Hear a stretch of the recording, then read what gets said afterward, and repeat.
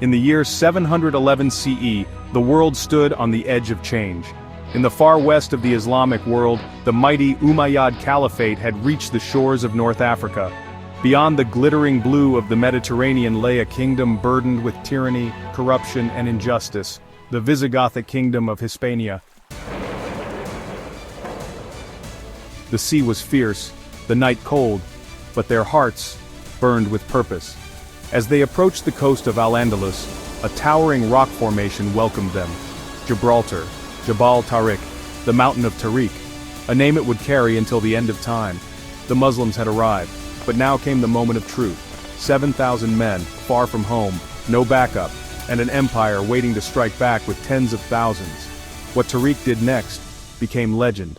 Tariq stood before his men, the sea behind them, the vast land of Andalusia before them, and he commanded that the ships be burned.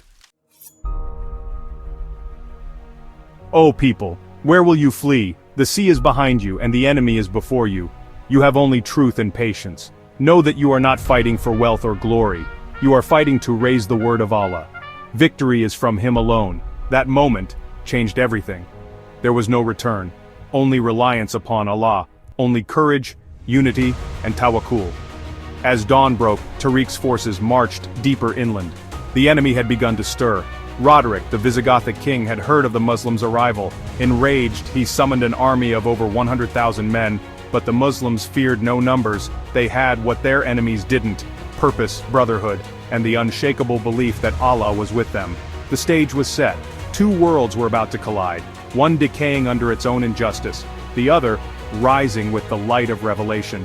This was not just a war, it was a divine appointment, and the battle that was coming would decide the fate of a continent. The armies were set.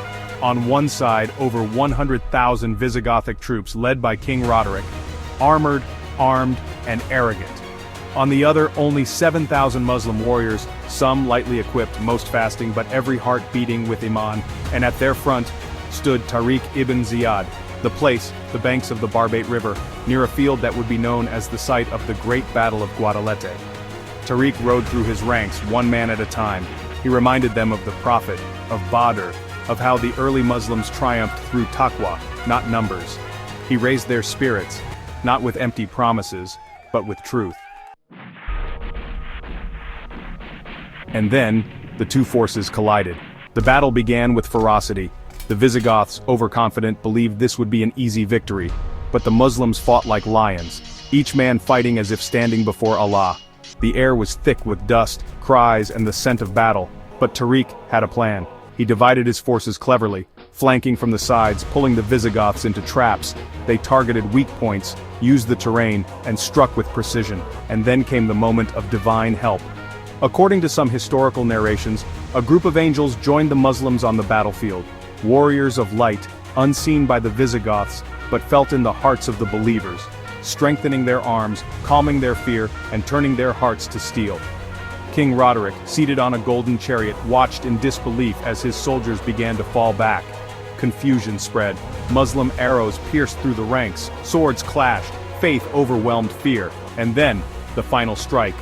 Tariq led a decisive charge straight into the heart of the enemy lines. His cavalry thundered forward like a storm. Roderick was struck. His army shattered. The king disappeared. Some say he drowned in the river. Others say he fell in the melee, his royal robes torn and trampled. But one thing was clear. The Visigothic Empire had fallen. The path was now open. City after city surrendered peacefully. The people, Christians, Jews, and even nobles, welcomed the Muslims.